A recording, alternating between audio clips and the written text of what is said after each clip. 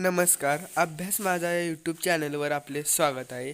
इयत्ता नवी भूगोल या पुस्तकातील बाह्य प्रक्रिया भाग 1 स्वाध्याय आपण पाहणार आहोत. चला तर मग सुरू करूया. प्रश्न 1, थोडक्यात उत्तरे लिहा. कायिक विदारण म्हणजे काय? उत्तर: खडकाच्या रासायनिक स्वरूपात कोणतेही बदल न होता खडकाचे तुटणे, खडकाचे भाग विलग होणे म्हणजे कायिक विदारण होय. कायिक विदारण मुख्यतः तापमान, दहिवळ, स्फटिकांची वाढ, दाबमुक्ती, पाणी या कारणांमुळे घडून येते. कोरड्या हवामानाच्या प्रदेशात कायिक विदारणाचा प्रभाव जास्त असतो.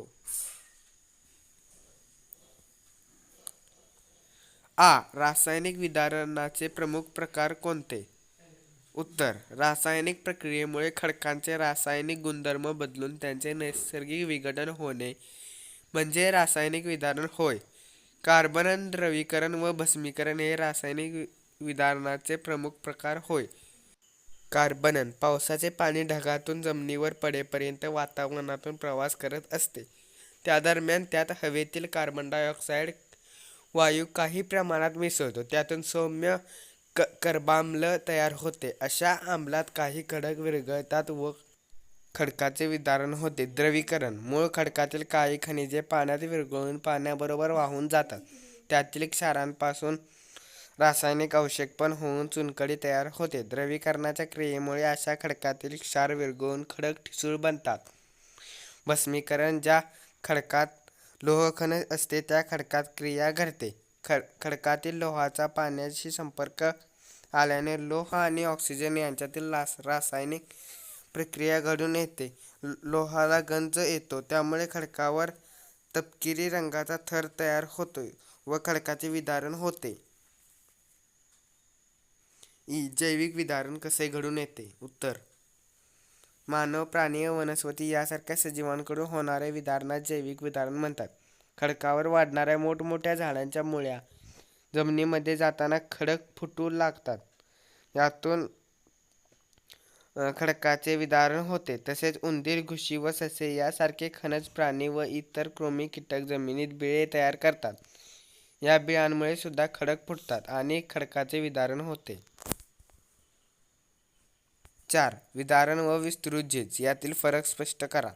विदारण: नैसर्गिक घटकांच्या खडकांवर परिणाम होऊन खडक फुटणे किंवा खडकातील खनिजांचे विघटन होऊन खडक कमकुवत होणे म्हणजे विदारण होय. विस्तृत झीज: विदारण प्रक्रियेतून सुट्ट्या झालेल्या कणांची केवळ गुरुत्विक बलाद्वारे झीज होणे या प्रक्रियेला विस्तृत झीज असे म्हणतात. विदारण: विदारणाचे कायिक विदारण, रासायनिक विदारण आणि जैविक विदारण असे 3 प्रकार आहेत. विस्तृत झीज: तीव्र गतीने होणारी विस्तृत झीज व मंद गतीने होणारी विस्तृत झीज असे विस्तृत झीजेचे प्रकार आहेत.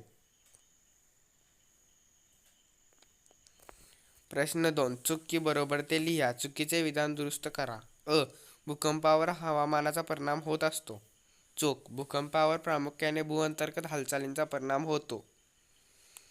आर्द्र हवामानाच्या प्रदेशात कायिक विदारण कमी होते. बरोबर. शुष्क प्रदेशात कायिक विदारण मोठ्या प्रमाणात होते. बरोबर. खडकांचा चुरा किंवा भुगा होणे म्हणजे विदारण होय. बरोबर. अपपर्णातून जांभा खडकाची निर्मिती होते. चूक: बेसॉल्ट खडकाचे भस्मीकरण होऊन जांभा खडकाची निर्मिती होते. प्रश्न 4, पुढील वर्णनातून विदारणाचे प्रकार ओळखा.